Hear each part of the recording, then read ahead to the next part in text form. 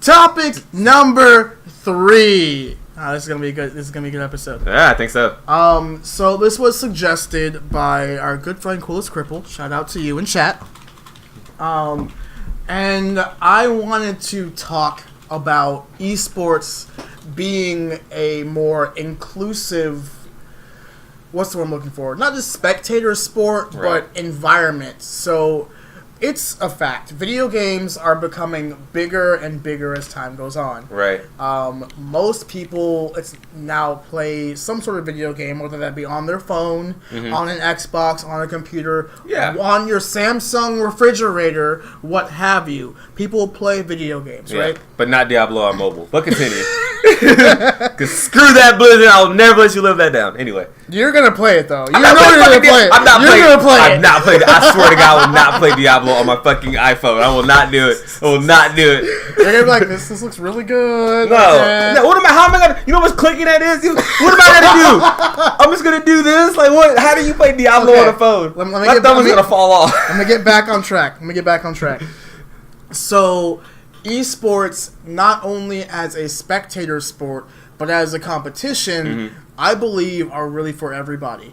There was a report that just came out a couple of days ago that there are a large amount of women that are actually coming in and enjoying esports far more than you'd expect. So if you ask the average Joe on the street, hey, what percentage of women do you think watch esports?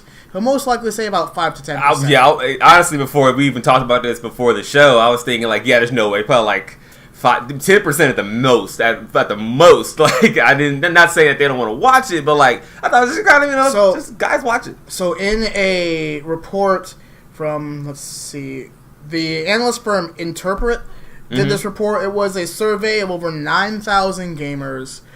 They found that 30% of viewers in esports are women. Wow, that's triple what I thought. It's a lot higher.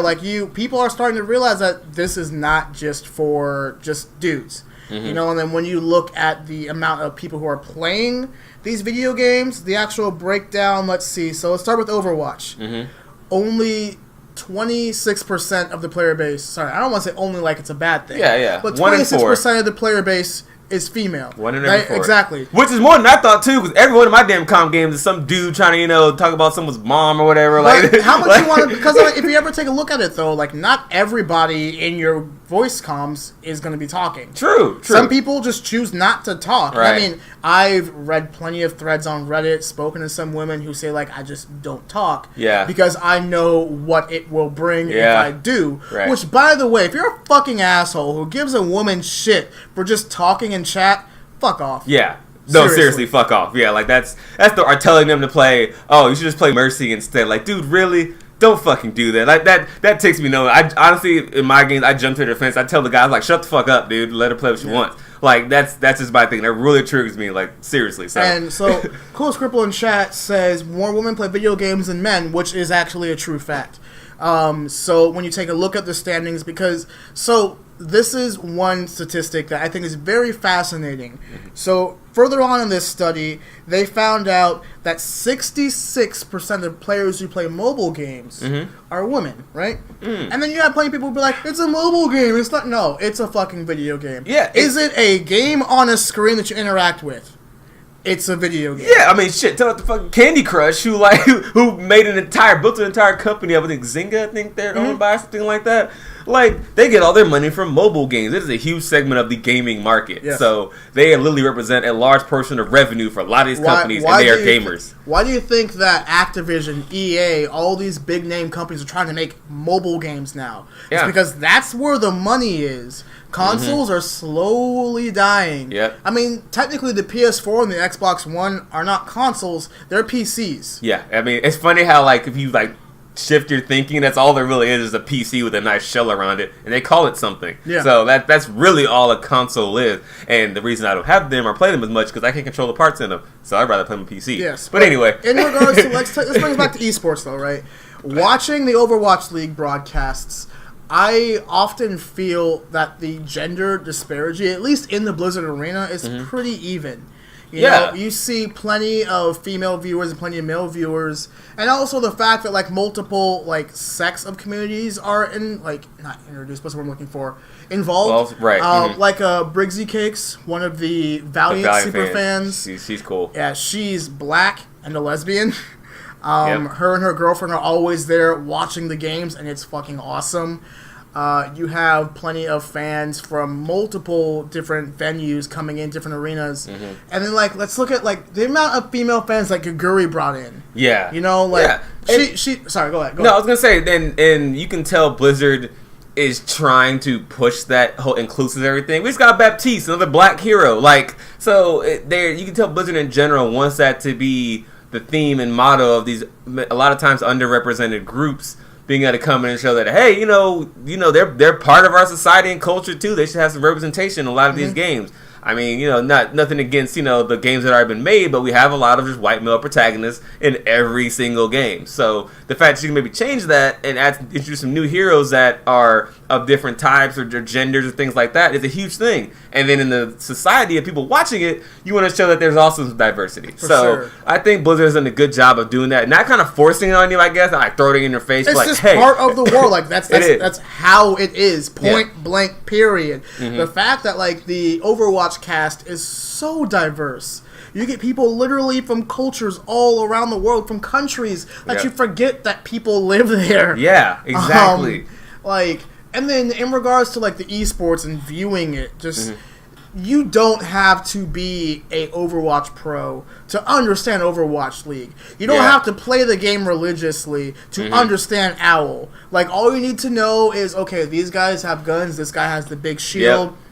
Team A is trying to push the cart to Team B's location. Like, if you boil it down to its core, esports are not difficult to understand. I feel like Overwatch League has done a very good job at not only making it easy for spectators to understand, but also like they will sometimes put those things like, this is control. Yeah, those annoy the hell out of me because I would play someone's played the game a lot, but it'd be really good if I didn't know what was going on. And actually, I have a kind of situation with that because my roommate, sometimes I put Overwatch League on the big screen, of course, and then, as you should. And then I'll have it streaming there, and he'll be like, "What the hell are you watching?" And I'm like, "Oh, this is Overwatch League," and he's like, "Well, what the hell are they doing?" And they'll do that breakdown of like, "This is control." Well, one team gets to 99%, the other team can touch and do overtime and stuff. And he's like, "Oh, okay." And then he gets it. And then you get it. It's pretty straightforward. Of course, he doesn't know all the heroes, but it's not hard nowadays. They'll only pick the same 6. But once you kind of figure out what the objective is and what each hero kind of does in terms of tank, support, and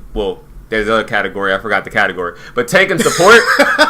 once you get those two down, then you know what's going on. So so I think even traditional sports watchers know enough as someone who likes competitive environments to know what the objective is and what we have to do, what characters can do what. And what's actually crazy, if you mentioning how like all you need to know is tank, support, damage, right?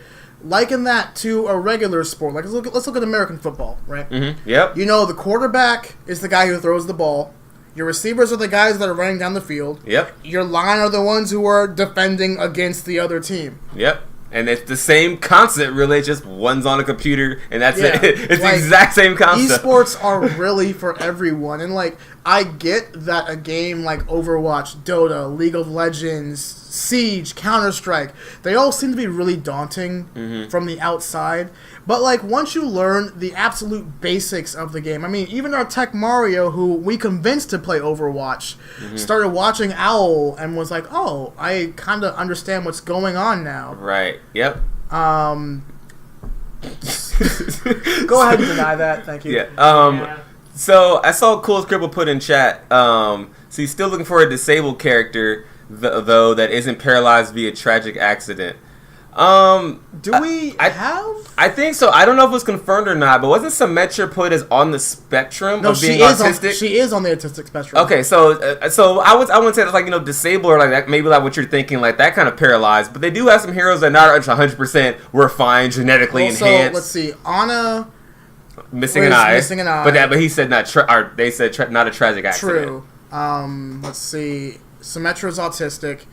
I don't know of any others, but I'm sure, like, because I mean they can add lore at any point. They could. They really could. So yeah, that'd be That'd be interesting. Like, that'd be badass. You had like a wheelchair hero that could like go super fast or something crazy. Like, that'd be insane. Like, faster than Tracer. Right. Let's see. Josh 1011 in chat says, in my opinion, without much experience with Overwatch, you can get a general idea of what's happening, which team is winning, etc. But it can be hard to track what's really happening. And you have a very good point. But that's the caster's job. That's the play-by-play and the color commenter's job to explain what's happening. Yeah. And I mean, when you have caster duos like Uber and Mr. X, yeah, Monty and Doa, they're my favorite like too. when you have casters who are good at their job, it's very easy to understand what's going on in Overwatch. And just like in a regular sport, listen to the casters. Don't just watch the game. Listen to what they're telling you, because they're literally explaining what's going on. Right, and I think to bring back to your point about regular sports. Even in football, if you had never seen football before, all of a sudden this ball is snapped and everyone just runs everywhere. Like, you don't have any idea what's going on. Like, wait, what? This guy, he throws it? Okay, he has to throw it this way. Oh, no, it's incomplete. They can't just pick up the ball? What do you mean it's incomplete? So this thing you got to wrap your head around. Same thing in Overwatch. You see the two teams walk up toward each other, then all of a sudden a fight happens. You know who can do what or what's going on, but if you watch it enough times, like, okay, I know the Reinhardt's probably protecting his team with the shield here. This person's shooting up there, so he's probably going to block it, and you kind of slowly put it together, I think, once you watch enough of it. And casters make that easier for you, too. And I feel one of the nice things about Overwatch 2 is the heroes are developed so well that you can kind of get a gist of what they do just by looking at them. Like, if you look at Widowmaker, for example, you would have a very hard time not thinking, oh, she's a sniper. Yeah, exactly. You understand, like, she's the one that stands in the back. You look at someone like Tracer, who is zipping around. And very small, like tiny, so you're like, okay, this is probably like a speed hero kind of thing. She's the glass cannon that's running around the field. Look at Genji, the cyborg ninja. What does he do? He cyborg ninjas everywhere. If I just saw a picture of that on some, I'm a weeb, so probably on my wall, if I had a poster of Genji, I'd be like, oh, he can probably like jump really high. He's a ninja. Yeah. So that's kind of how it works. So that's pretty much what you have to do. I think there's a lot of different things you can tell just by looking at the types of heroes. And Blizzard does a good job with that. But Blizzard character creation is always, I think, been pretty on point. We'll see what Activision. I'm really pressed and kind of, I don't want to say worried, because we know that Activision Blizzard laid off 800 employees over the past few weeks. And they have openly said they have bolstered game development in their current existing titles by 20%, which means that Overwatch has more devs on it now. True. Okay. But I don't know what that means for the actual game itself. Yeah, I mean, they may be able to push out updates and things faster, but a lot of places that got cut were in the testing realm. So, like, your QA and your game testers and your product people who probably have smarter ideas to push things all have been let go. Well, we know that Overwatch and Nate Nanzer have openly said, like, we're trying to make sure that the game is balanced as an esport, not just as Overwatch. Which right. I am of two minds of it. Personally, I'm of the mind of, like, I get why they would balance it as an esport. But then that's also how I think we got to the GOATS meta in the first place. Yeah, they tried to... we want to balance it too much. Oh my god, everyone hates Dive. Let's completely destroy it. Oh no, wait, everyone hates GOATS. Now we got to flip it back somehow. But I think they're doing better this time with this hero introduction. They're moving the needle a little bit slower, Because, I mean, I liked Dive personally as a Tracer main. Dive was my favorite. Oh, yeah, because you get to zip in, kill people, and get out. I was like, Winston, where we dive? Who we diving? Where we dropping, boys? Wrong game. Wrong game. Okay, sorry. Where we dropping? Okay, no, anyway. Who we diving? So that was my favorite part of the meta. But yeah, so they had a knee-jerk reaction too hard and made it so that DPS heroes aren't even relevant a lot right now. Well, I mean, we saw Brig come in. She destroyed the meta. Well, there's a reason she should be deleted. But anyway. I don't think she should be deleted. I think that the amount of nerfs that she's received are enough. Okay. However, the problem with GOATS is all the AoE healing. Yeah, that's so much. They stay alive for so long. And I don't know what the solution is for getting rid of that. And I think it might be Baptiste. I hope so. I don't know. He may be a GOATS buff for me. You're the one who brought this up, and it actually made me think. Like, I think it's actually his ultimate might be the GOATS killer, because if you think about it, right? Okay, they're usually really bunched up. He puts down that little wall, stand behind it. Goats, they are literally always standing together. Yeah, yeah. So I gotta just shoot a bunch of shots in the cone, and then, oh, look, they're all dead. Yeah, and it'll break Ryan's shield a lot faster. It'd be a lot harder for them to, counter that. But that's why I asked how big it was. Because, at a high level, when you see the shield go down, you just move out the way. Yeah. And then you're like, oh, we're back to where we started, kind of thing. Well, I would like to say Batiste's ultimate cannot be destroyed. Oh! It's unbreakable. It's unbreakable. That's a big little addition. Cool. Yeah. That's pretty cool. It's not like a Ryan shield where you can break it. No. It's up until it goes down. So it's like a symmetric kind of thing, except, it goes, things enhance go through it, not just block everything. You still will die if you put one up. Okay. But it will not go down. Okay. So it's like, imagine it's like a giant barrier you throw down that doesn't actually protect anything.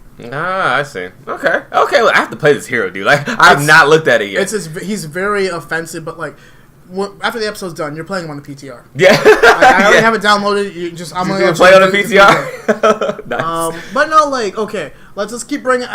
We keep being distracted. That's what we do on TexasWatch. Yes, I'm sorry, it's a train wreck. We just go off the rails. What we do here. Hopefully, we don't catch on fire. Yeah. and whoosh, and then the death was gone. Right? That's how you start Vanishing Act. Fog machine coming in. You're here for the pre-show. You catch that. Yeah. But like, so I'm really happy that we are seeing more inclusivity, not just in Overwatch, but in esports in general. Yeah. The fact that it's not going to be just a sausage fest makes me very excited. No one likes a pure sausage fest. No one does. I'm really excited because Zay and I are going up to Dallas for the Field Ultimate weekend, and I'm excited to watch the Outlaws whoop the fuel. Oh, I'm sorry. No, it's not going to happen. It's not going to happen. But no, I'm excited to meet all sorts of people. Like being a black gamer, right? Mm-hmm. I'm sorry I got to bring race into this, but it's important for what I'm about to say. I hear enough in my game, so there's nothing new to me. The amount of times I would go to a GameStop back when GameStops were still relevant. And what store is that?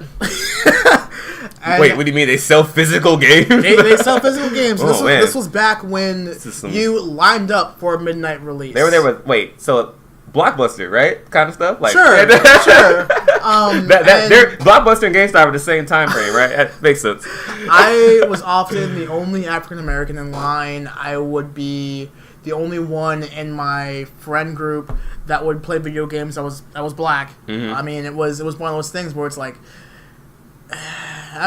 you kind of accepted it, like being the only black guy that likes anime, which actually doesn't happen anymore, which is actually kind of awesome. Yeah, it's more rare than anything else. It was something that really, it sucked. Mm-hmm. It really didn't. It's not like I can't relate to my Caucasian, my Latino, my other brothers and sisters, mm-hmm. but you have that camaraderie. Mm-hmm. You go to a party and you're like, I'm not the only black guy here. What's up, dude? Right? Like, come on. Unless what's that movie? Not a teen movie. It's the opposite. Like, dude, this is my party. I'm supposed to be the one black guy here. It's like, sorry, man. Sorry. I fucking love that movie. Yeah.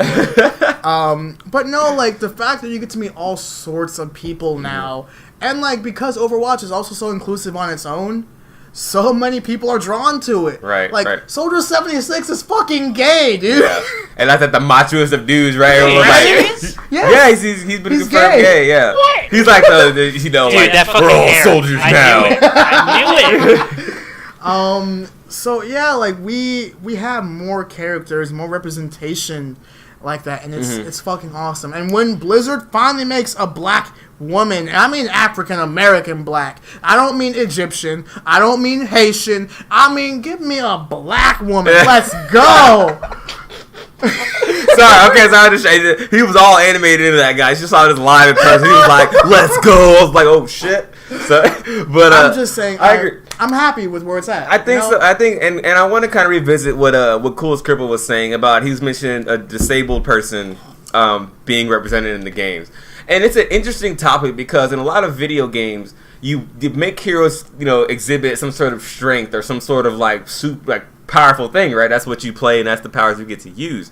And they kind of do use that in a way. So from a disabled standpoint, something happened to them, they got this other power kind of thing initially. So they were born this way, or something happened to them, I don't know, if I'm going to comic book land, Blade, for example, I don't know, he gets bit by a vampire as a baby, everyone dies and stuff, he comes out and has like vampire power. So that kind of craziness, they get it from the very beginning. I don't know if you knew that or Nope. not. You didn't know that? No. You know Blade became half vampire? He's a black superhero!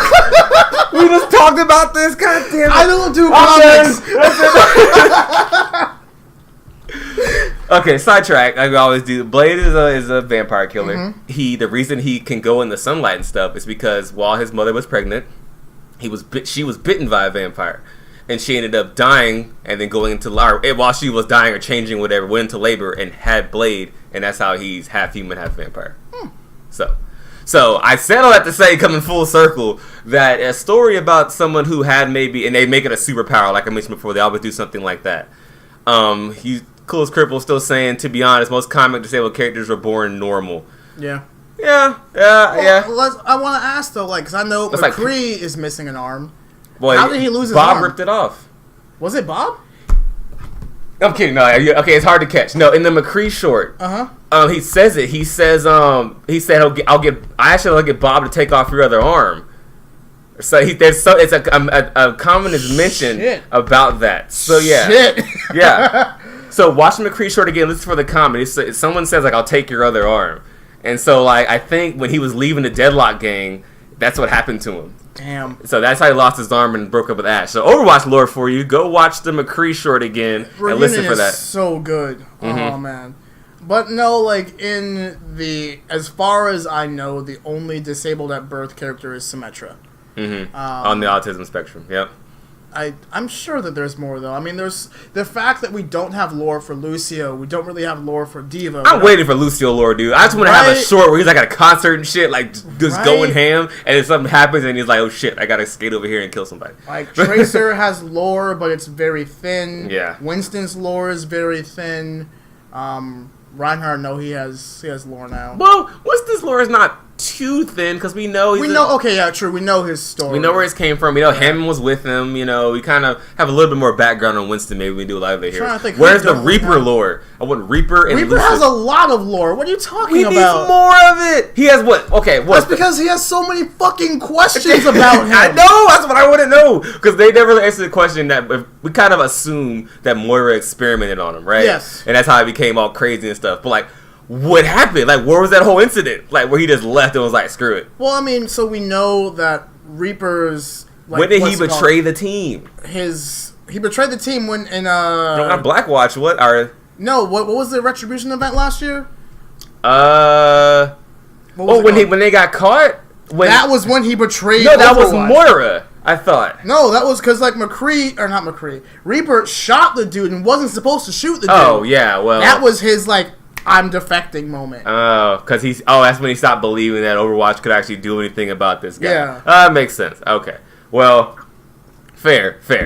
But I just want more lore and everything. Honestly, general. like, look, Overwatch is still very young. We may be only into year 3 right now, but games like this usually run for a very long time. Look at League of Legends. Look at Dota. The amount of characters those games have right now, granted those characters come out a bit faster than Overwatch does. Yeah. But Overwatch will most likely get there. Unless they do like a Overwatch 2.0, which I find so they're on 1.3.3 That's what I'm saying. I think Overwatch 2.0 is like... I think that's a ways off because you've done all this branding for Overwatch League that this is the one game. You release a sequel too soon, and people are kind of like, well, this is the same thing. What's new? It's still Overwatch League. We're playing Overwatch 2. No one has the game really yet. I cannot wait for Overwatch 2.0 though. Like that's a topic for another episode. We will talk about that on one day because we did in the past, but it's always fun to come back. Especially as these patches come out and new things get released and new quality of life things. Blizzard's slowly getting it. As much as I'm whining, I sit here every Tuesday and talk about what's wrong with the game. They don't listen to me. Why don't they listen to me? That's what I'm trying to figure out here. Probably because they don't watch a show this small yet. Jeff, talking to you, Jeff. Jeff. How you doing? Thank you for Batiste. It's a lot of fun. Can we get a developer update on that social feature you promised us a year and a half ago? Oh, yeah. They did say that, huh? Yeah. They just kind of let that fall away, huh? They're like, oh, shit, maybe they'll forget. I mean, look, I get it. Game development is hard, and I'm not trying to say, like, they owe us anything, because they don't. Mm-hmm. True. But it's it's really frustrating whenever you're a player of a game and you don't know what's going on. And again, I do want to add, like, game development is not easy, and Blizzard are going through a lot of shit right now. True. And even the fact that half their esports stuff got, well, not half, but I don't know the exact number, but a lot of it got cut. I mean, so like, it's just if you watch the broadcast now, there's no actual watch point. The show is canceled. Yeah. We have no more staff to run this show. It is now a pre and post show. Yeah. There is no, aside from watch point, there is no desk. That's true. There is no host. There aren't. I mean, they have the analysts before the games, but that's it. Got it. Like, yeah. It is. It's so baffling. Like, I will admit. Sorry, this is production nerd coming out. I miss you get the pucket and the 3 analysts on desk who then throw it to the casters who then start the game. And now it's the casters are the hosts, and then they just vamp until the game starts. Yep. And I know that they did it for streamlining purposes and also because they laid off a lot of that production staff, which is fucking stupid. Yeah. It's unfortunate they're like the first people to get cut too, like the ones that actually doing a lot of this work to make all this stuff look good that you don't see, and they're the ones that have to go. It's really sad. I hate to see that. And then also that super awkward, like, in between, like, halftime where they, like, put on the video wall and then, like, zoom the camera into the video wall. I'm like, that looks so bad. Why? Just cut to it. Please. Just cut to it. Okay, this is so cool. Like, nah, bruh. Nah. That's nah. We don't want to see that. Video walls look amazing in person. I'd be like, look at my phone can do too. It looks just like that. It looks like you're looking at through a phone. Okay. And I'm like, why don't you just make it a graphic you put on there and do like you did before, have it go on and off screen? You can just have the video wall, yes, when you're showing the 3 people standing there, but don't zoom into it just to show. Just cut to it so you can see it. I don't know if they're gonna change it or not, but I mean, hey.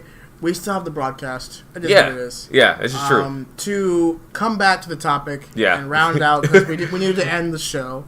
Yes. To round things out. I don't believe how far topic we got. Let's talk about the patch. Let's talk about Overwatch 2.0, and the topic was Esports Are For everyone.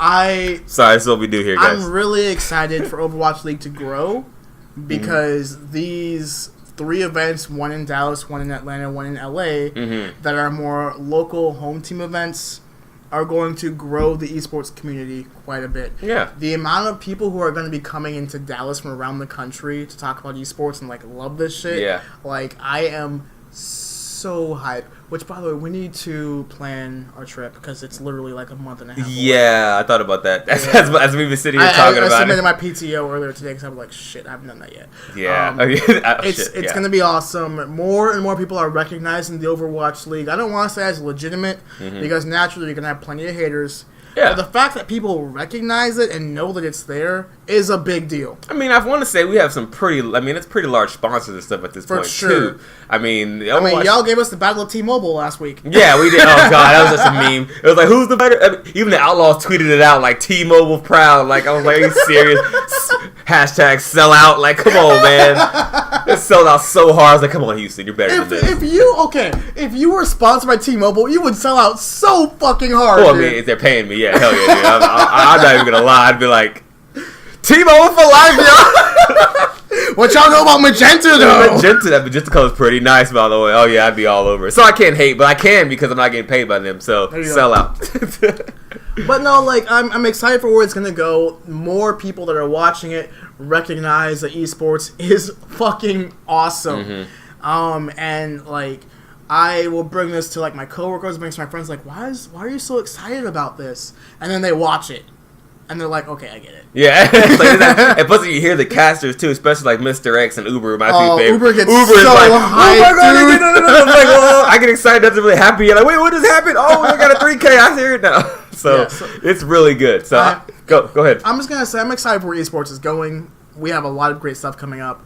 Any last words? I would agree with you. Especially from my perspective as someone who's always been more of a traditional sports fan, I really didn't follow much esports even before Overwatch. I followed a lot of Madden and FIFA, to be honest.